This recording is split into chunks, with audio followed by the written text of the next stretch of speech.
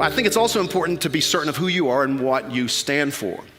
In the 1920s, Al Capone was notorious for enmeshing the city of Chicago in a variety of things from bootleg whiskey to prostitution to murder.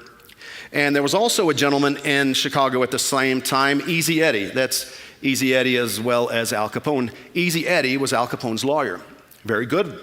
And it was his skill as a lawyer that kept Al Capone out of prison. There's Easy Eddie.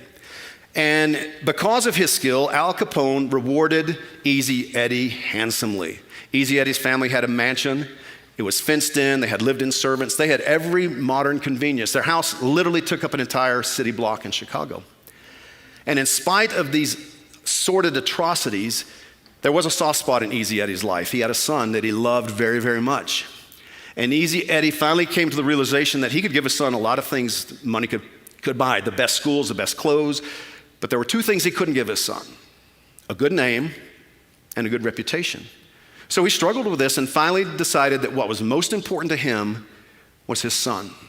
And so in his attempt to rise above these sordid atrocities, in an effort to give his son a good name, to provide a better example, to learn right from wrong, he decides to go to the feds and testify against Al Capone, knowing it would be at a great price.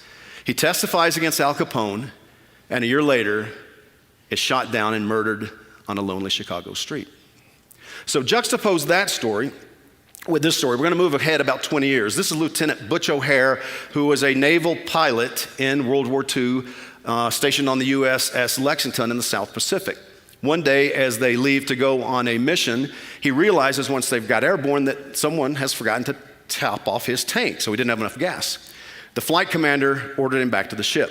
And as he turns back to the ship, he sees something that turns his blood cold. He sees a squadron of Japanese bombers coming toward the American fleet. Doing the only thing he knew what to do in the moment, he single-handedly attacks this fleet of Japanese bombers, guns blazing, and when ammunition is done, he's out of ammunition. He continues to dive bomb these planes, trying to nip and tear off a wing or a tail. Finally, the Japanese squadron leaves, and he limps back to the ship, and he tells them what's happened. Well, during World War II, they mounted cameras on the planes to learn how the planes maneuvered during air battles. And when the film was developed, the film told the tale. Butch O'Hare had shot down 5 Japanese bombers.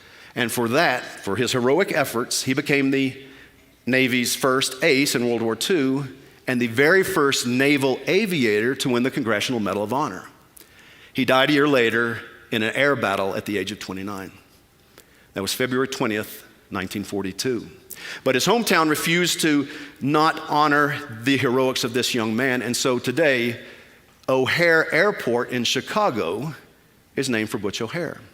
So the next time you're in O'Hare Airport, you can go between Terminal 1 and Terminal 2, see his monument, his statue, as well as his Congressional Medal of Honor.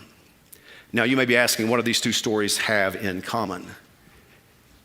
Butch O'Hare was Easy Eddie's son.